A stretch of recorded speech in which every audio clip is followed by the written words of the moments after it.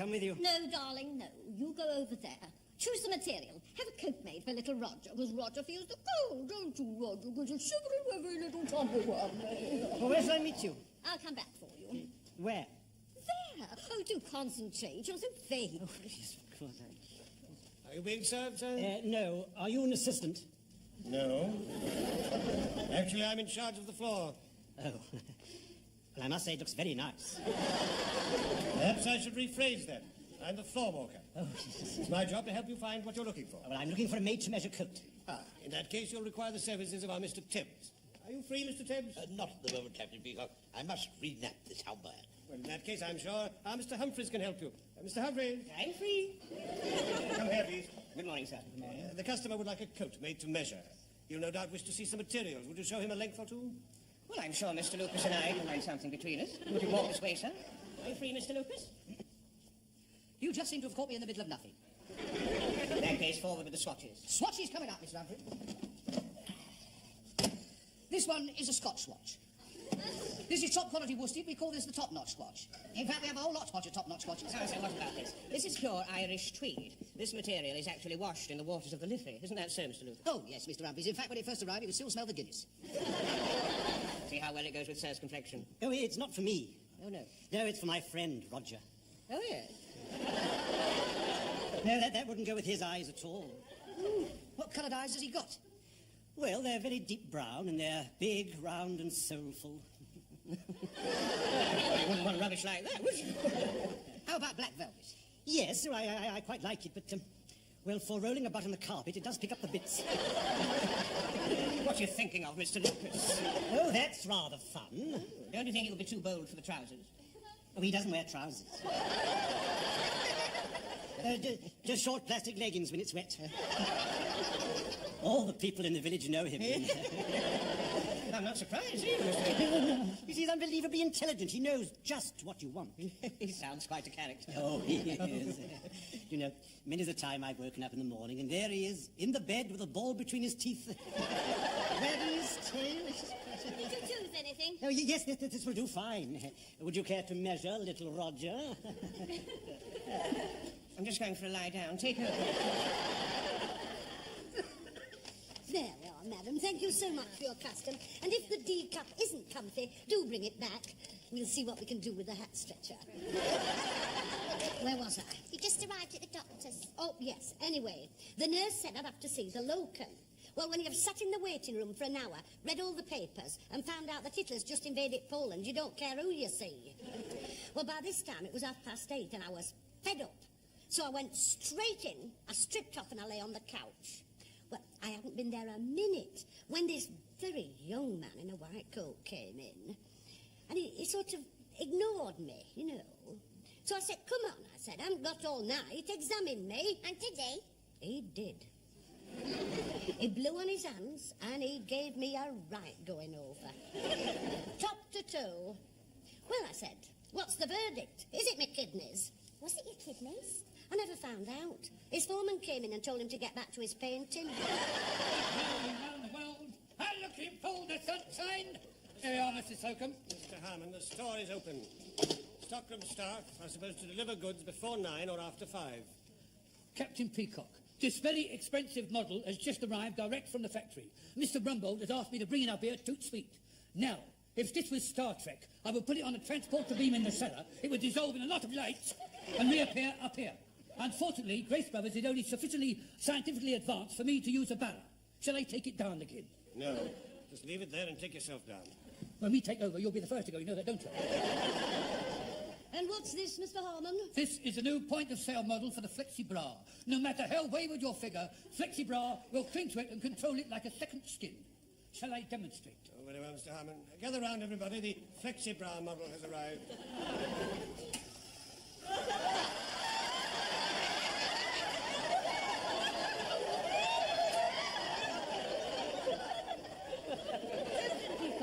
I don't think there'll be much call for that, Grace Brothers. Oh, I don't know. I could have done with one of them last night at the disco. Well, I've come across a few in my travels, but it's the first time I've seen them take evasive action. I think that Mr. Harmon should take it back to from whence it came from. Mr. Slocum, If Mr. Rumbold wishes us to sell the garment, then I think we must try it out. Excuse me, madam. I wonder if we could interest you in the new flexi bra. However wayward your figure, the flexi bra will cling to it and control it. I know all about them, thank you. In fact, I wear one.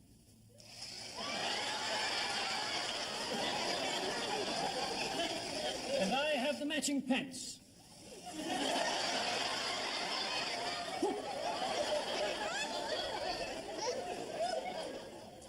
Now, you understand how this works, Mr. Grace. It's like your pacemaker. Every time you feel any stress, this little light will flash, like this. And you know what to do then? Yes, I know. When I start flashing, I'll call for you. That's right. Now, this is the battery for the spare charger, and it plugs in here. Will there be anything else, Mr. Grace? No, send my secretary in. Mr. Rumbold? No, this is Mr. Grace. You've got the wrong number. Mr. Grace, this is Mr. Rumbold. Ah, yes. I'm glad you called. Somebody's trying to get hold of you. I've got to hang up.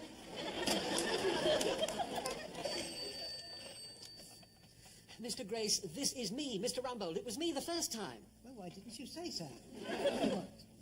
It's about the social club, sir. I've spoken to my department. They're all jolly keen on the idea, and they all want to join.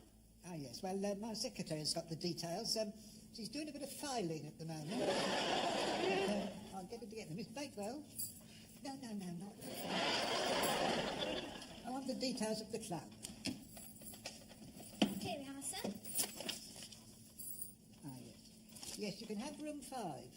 Oh, thank you very much, sir. May I say we're all very thrilled. Now.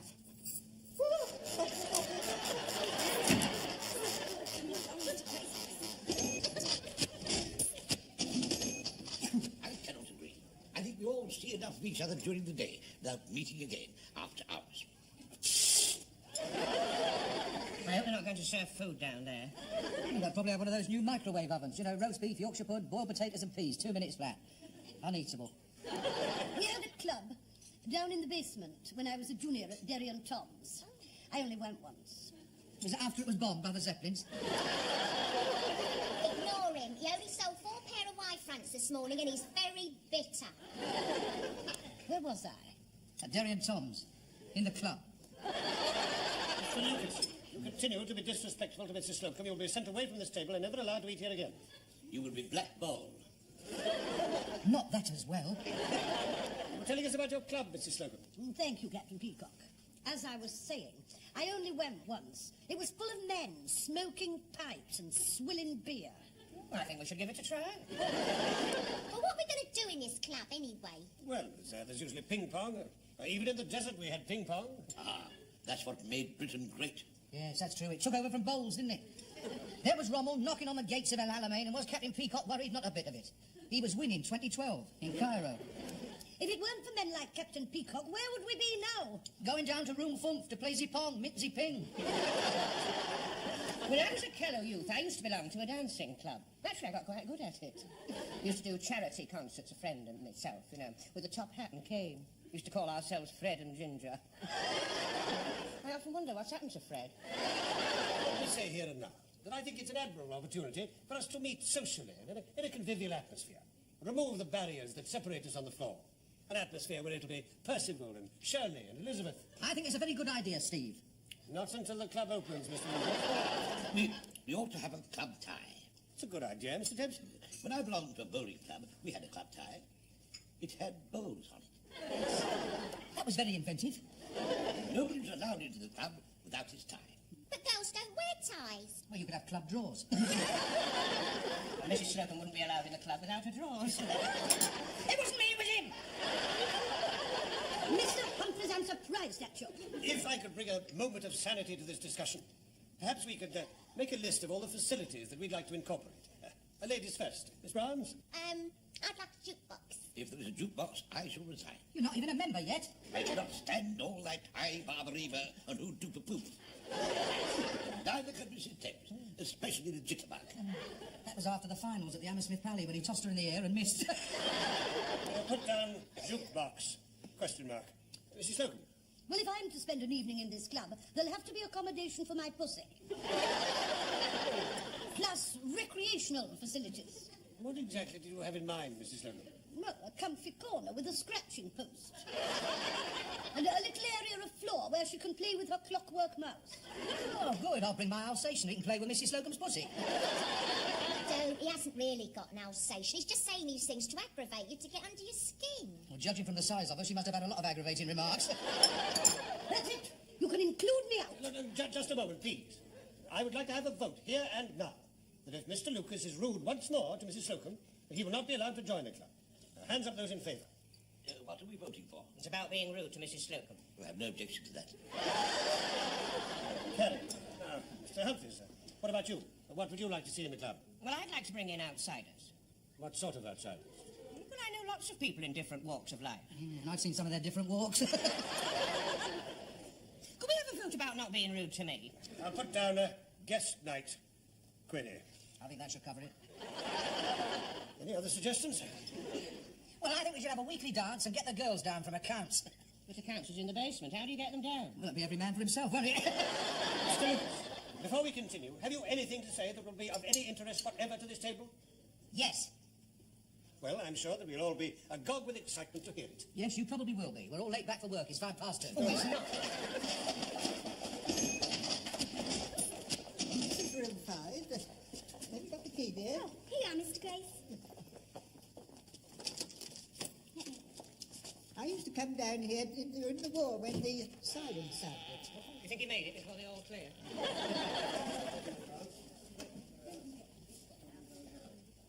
This is it, and it's all yours. I should like to say that we're very grateful. And the words got stuck halfway. Oh, it's very stuffy in here. Can't we open a window and let some fresh air in? Mrs. Slocum, we're below ground. Well, knock a hole in the wall and let some fresh worms in. And we've got forced ventilation.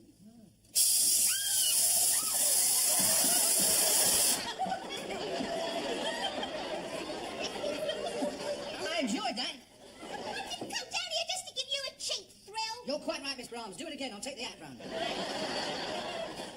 Mr. Grace is, of course, going to have it decorated. You don't need a decorator. You need an excavator.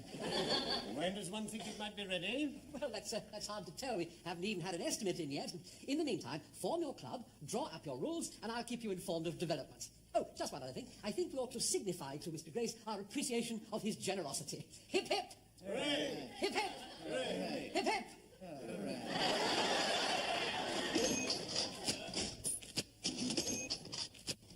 Mr. Rumbold, sorry, he's delayed with young Mr. Grace, and he said, would the members of the club look through that lot and pick out which ones they would want? The stuff they've been trying to get rid of from decorating. Oh, and while we're on the subject, will the members of packing, stockroom and maintenance department be able to avail themselves of the faculties? We haven't made up our minds. Oh, I see. Well, it might help you to come to a decision if I tell you, should the answer be in the negative, you could find yourself a bit short of beer with a bunged-up car seat. How does Tuesday and Thursday suit you? That sounds nicely, brother. Yeah. That's rather nice. Oh, I think it's dead common. Well, I will say it's very adventurous. You know, I had a friend once who decorated his room with flower bags. That sounds rather nice. The trouble was he had rising damp and it all broke out in biscuits. That's nice. It's pure nylon. Oh, I had a nylon carpet in my front hall, and every morning when I opened the front door to take the milk in, I got a terrible shock. No, perhaps that was because you were wearing a woolen dressing gown. It builds up the static, you see. No, it happened even when I wasn't wearing my dressing gown. I expect that gave the milkman a shock. When it comes to the floor, Mrs. Tebbs is very hot on linoleum. Do you have it in every room? Yes, practically. I'm sorry about the delay. There's some bad news, I'm afraid. Yes, we've just had the estimate in from the decorators. Young Mr. Grace was prepared to go to £300. The lowest quote is £500. £500 just for decorating that one room? We're in the wrong business. Yes, well, anyway, I'm afraid the club is out. Just a minute. Did you say Mr. Grace was willing to go to 300 quid? That's right. Right, I'll do it. You'll do it. Have you any experience, Mr. Lucas? Well, of course I have. I decorated my mother's place, didn't I? Even the landlord had to admit it had changed the value of the property. But is it a deal? Hang on. I'm not standing by while he rakes in 300 quid. I've done some decorating. I'll do half. And I'll do some and all. Well, why don't we all do it? £300 divided by 6 makes £50 each. What a fantastic spirit there is in my department. I really found the last few minutes most moving. If private enterprise such as this were allowed to have its head in Britain today, we could move into the 21st century a proud and strong country whose flag would fly once more in the four corners of the earth. On the other hand, you could say that it's a reflection of the miserable wage we're paid by Grace Brothers, which makes us desperate to pick up 50 knicker.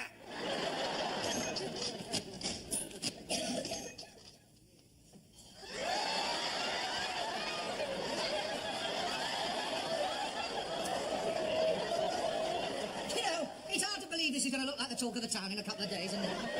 Here, here's your ladder. Now, we'll start this operation in the finest traditions of the British working man. I'll put the kettle on. Here, comrade. Oh, no. The first thing we must do is get rid of the furniture. Hurry up, everyone.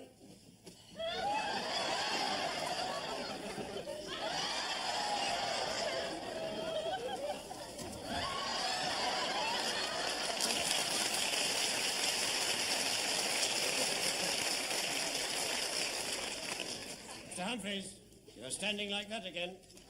Like what, Captain Peacock? Like that. Would you believe it? You know I had 5 rolls of wallpaper under there. Well, Miss Brahms, you and I will take the desk. We'll leave the bed to the men. Whatever you say, Mrs. Slocum. Just a minute. Look, I can't take proper steps. Don't be in such a hurry. Sorry. Right. Stop. Look, it's easy for you. You can take big steps going backwards, but I can only take little steps. All right, then you go backwards. Right.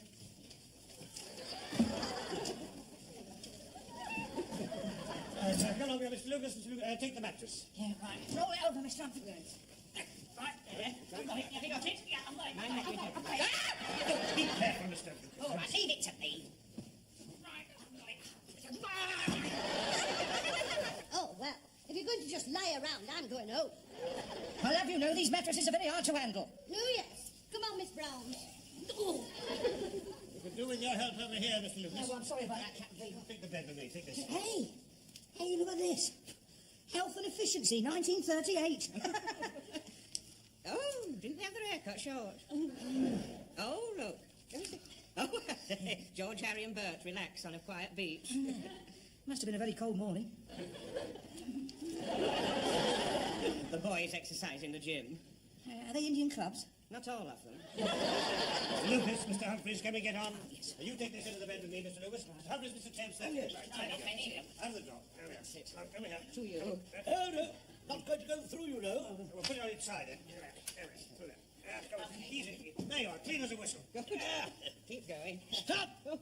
I'm caught in the caster. Oh. You'll have to come back. He's castorised himself.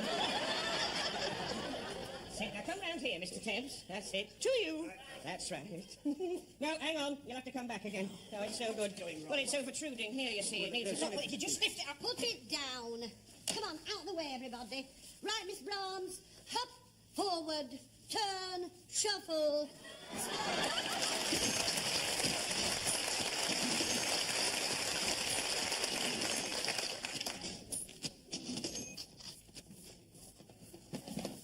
We've got a flag, Mr. Harmon. Take that one back. Very good, Bob.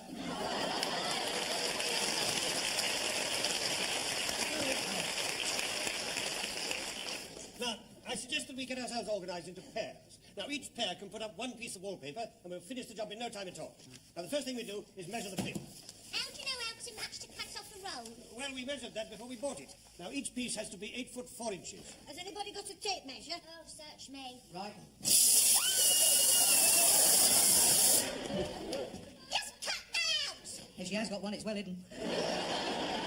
My tape measure's in my drawer. Well, just pop up and get it, huh? Got 4 floors up with no lifts working. I should cook her.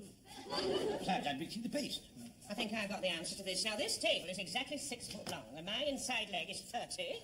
So, I think 6 foot 30. If you cut it about there, we should be right. Oh, well, if I cut it about there, that'll leave us with 2 inches to play with. If you're very careful with those scissors. Are you ready? Yes, I'm holding my breath. Now, be careful.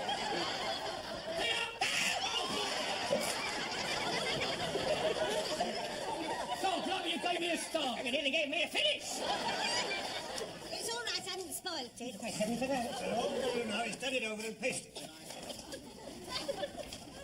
Mr. Humphreys, it would simplify matters if you turned the same way as Mr. Lucas. To date, you've no evidence that I haven't done that. Look, leave it alone. Just in time. And I'll be generous with the paste. Grace, Mr. Tebbs. I mean, then we can move the paper on the wall. Don't teach your grandmother how to suck eggs, Captain. Why, when I was first married, Mrs. Tebbs and I decorated the whole of our house, from top to bottom. You're very thorough, aren't you? We spent the whole of our honeymoon stripping off downstairs. I dread to think what you were doing upstairs. Take my advice, Mr. Lucas. You'll hold it well away from your body. Very important to get it right up to the edge. That's it. Thank you very much, Captain Peacock. Have you done? I think I made a jolly good job of that. Away you go, Mr. Lucas. I'll be out the next piece. Right.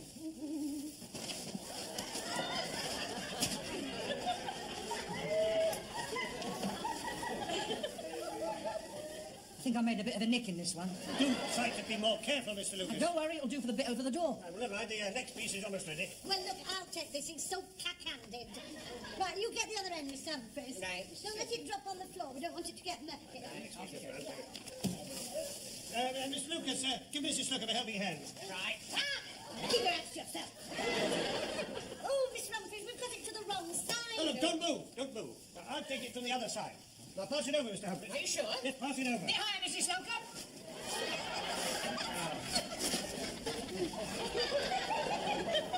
Don't worry, Captain Peacock, it'll do for the bit over the door. There's another bit ready if anyone fancies another adventure. I'm sick of this. You get to the other end. We'll do this. Now, we'll pass it in the back of the steps. Yes. You go round the back, that's about it. There you go.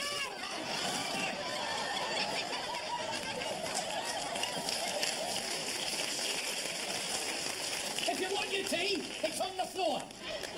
Save that, do for the bit over the door. I'll make the tea. I won't be a tip. If we go on at this rate, I shall require some more paste. Yeah, more paste, Mr. Tebbs. Careless monkey.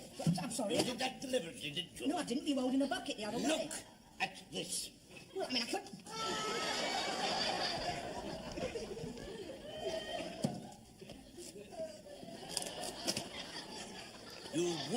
You wouldn't dare. Oh, yes, I would. I believe you would. Stop. Oh, look at him. He's always so stuck up. Now you look like a clown.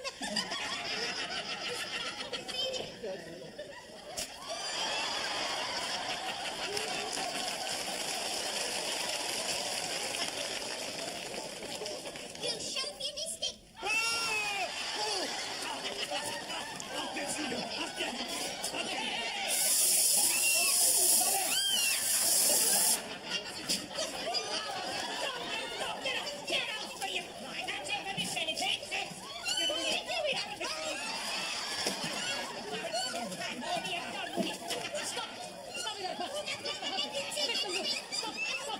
Captain Peacock, I'm surprised. Have you all gone mad?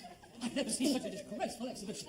Now, Mr. Grace makes this generous gesture, and this is how you repay him. If there are any more incidents of any kind, there will be no club at all. Hands up those who don't want a club. Right, shall we make it final? Yes. Right.